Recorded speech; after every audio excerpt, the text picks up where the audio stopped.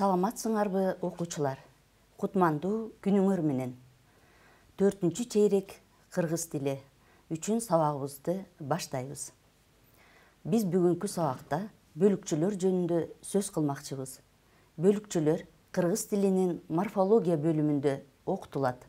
Эмесе бүгүнкү сабагыбыздын темасы бөлүкчөлөр.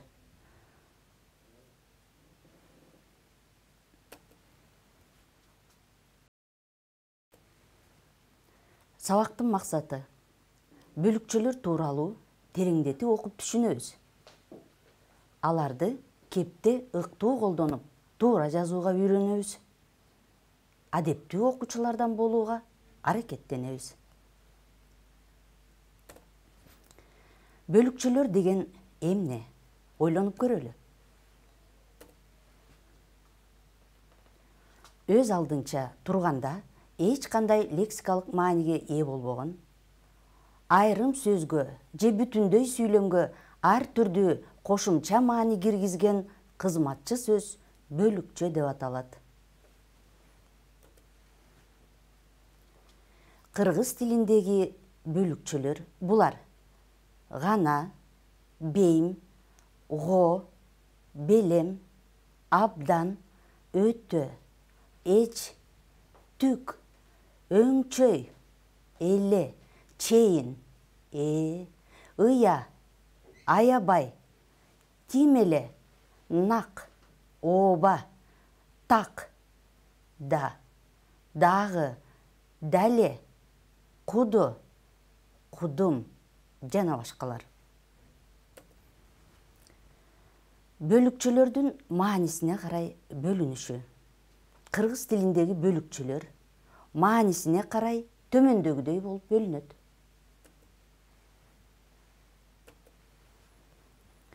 Биринчи, чектегич бөлүкчө, күчөткүч бөлүкчө, аныктагыч бөлүкчө, ырастагыч бөлүкчө, таңгыч бөлүкчө, сурама бөлүкчө, божомолдогуч бөлүкчө жана 8-чи салыштырма бөлүкчө. Эмесе балдар, ушул бөлүкчөлөрдүн маанисине карай бөлүнүшүнүн ар бирин бирден карап көрөлү. Чектегич бөлүкчө. Чектегич бөлүкчө деген эмне? Атооч сөздөрдөн жана жандоочтордон кийин келип, бир затты, белгини же кыймыл аракетти башкалардын ичинен ажыратып, бөлүп көрсөтүү, чектөө маанисин берген бөлүкчөлөр чектегич бөлүкчөлөр деп аталат. Чектегич бөлүкчөлөр гана, эле. Мисалы, талбас эмгек гана тоодой тоскоолдуктарды жеңет. Сүрөткө малчылар эле түшүптүр. Демек, бул эки сүйлөмдө чектегич бөлүкчө гана, эле.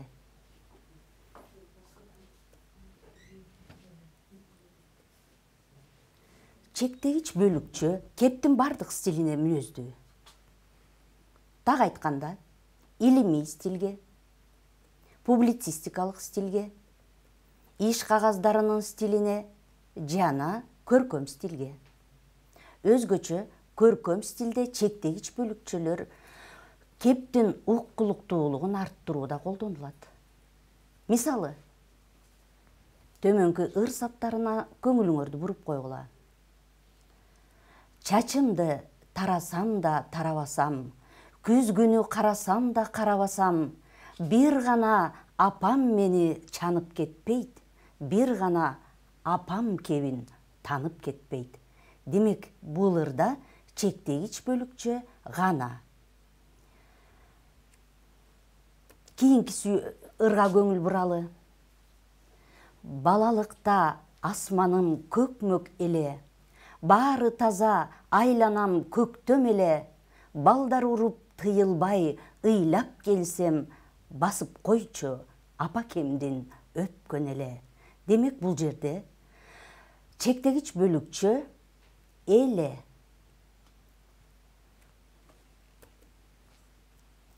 Кийинки бөлүкчө күчөткүч бөлүкчөлөр. Күчөткүч бөлүкчөлөр дайыма тиешелүү сөзүнөн мурун келип, анын маанисин күчөтүп көрсөтөт. Сынатоочтор менен айкашканда күчөтмө даражаны жасайт. Мындай бөлүкчөлөр күчөткүч бөлүкчө деп аталат. Күчөткүч бөлүкчөлөр булар эң, өтө, абдан, аябай, жалаң, чылк, чылгый, түк, такыр, тимеле жана башка. Сүрөткө карата мисалга карап көргүлө.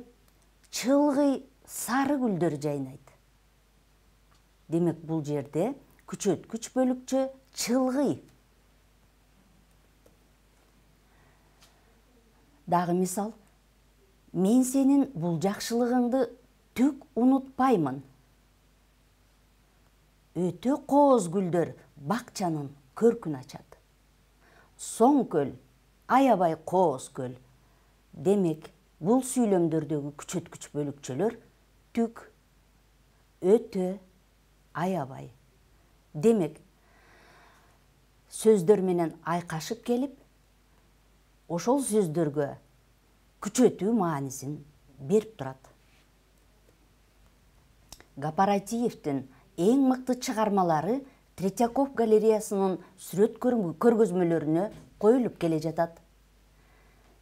Демек, сүйлөмдөгү күчөткүч бөлүкчө эң. Демек, мыкты деген сынатоочко дагы күчөтүү маанисин берип турат. Адамга эң кыйыны күн сайын адам болуу деп айткан залкар жазуучу Чыңгыз Айтматов.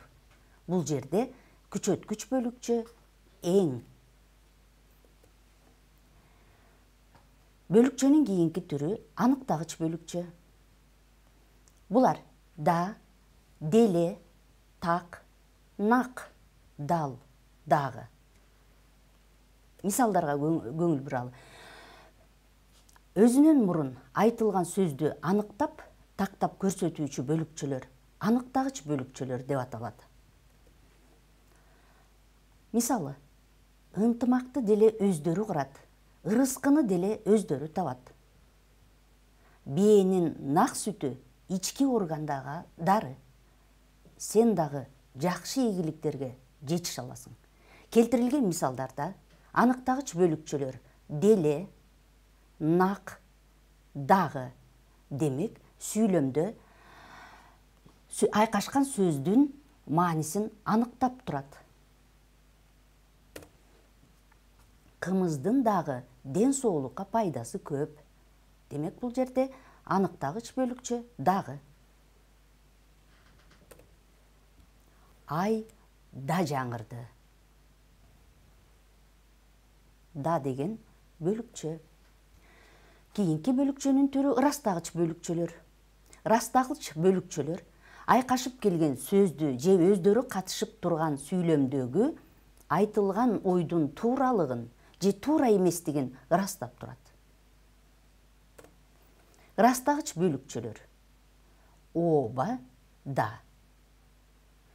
Ооба, бул сүрөттү дагы тартам. Демек, сүйлөмдөгү ырастагыч бөлүкчө ооба. Да, бул тоолор бизди душмандардан, сууктан коргоп келген.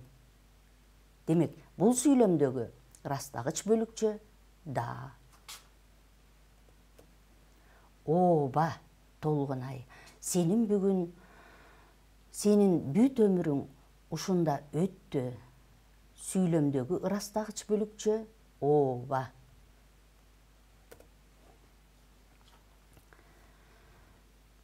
Эми таңгыч бөлүкчөлөр сүйлөм ичинде толук маанилүү сөздөр менен айкалышып келип, ага таануу маанисин берген бөлүкчөлөр таңгыч бөлүкчөлөр деп аталат.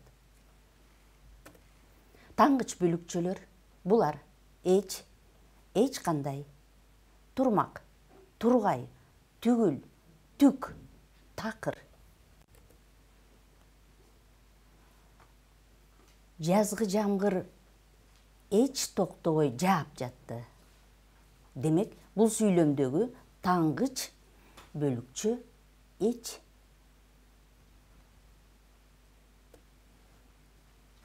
Сурама бөлүкчө. Бир нерсе тууралуу, башка бирөөнүн оюн билүү үчүн колдонулган ыя деген бөлүкчөлөр сурама бөлүкчөлөр деп аталат. Сурама бөлүкчөлөр ыя. Сен качан келдиң? Ыя. Биздин бул тоолорго да жол салынар. Демек, бул эки сүйлөмдөгү сурама бөлүкчөлөр ыя жана Божомолдогуч бөлүкчөлөр. Божомолдогуч бөлүкчөлөр булар: го, бейим, белем. Мисалы, менсинген улуу тоолордун арасында далай ачылбаган сырлар бар го. Демек, божомолдогуч бөлүкчө го.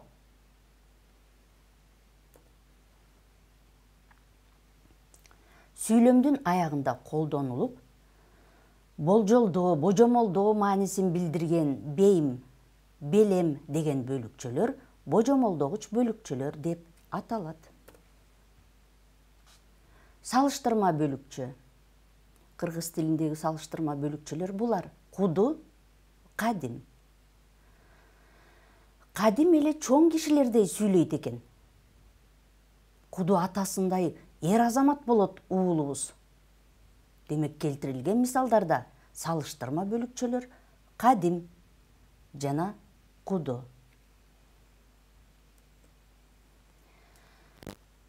Эми балдар, сабагыбызды жыйынтыктап жатып, мен силерге төмөндөгүдөй тапшырма берейин. 7 класстын кыргыз адабияты китебинен бөлүкчөлөр, алардын маанисине карай бөлүнүшү деген теманы окуп, бөлүкчөлөрдүн маанисине карай бөлүнүшүнө 8 сүйлөм жазып, сөз түркүмдөрү боюнча талдоо жүргүзгүлө. Көңүл бурганыңыздарга чоң рахмат.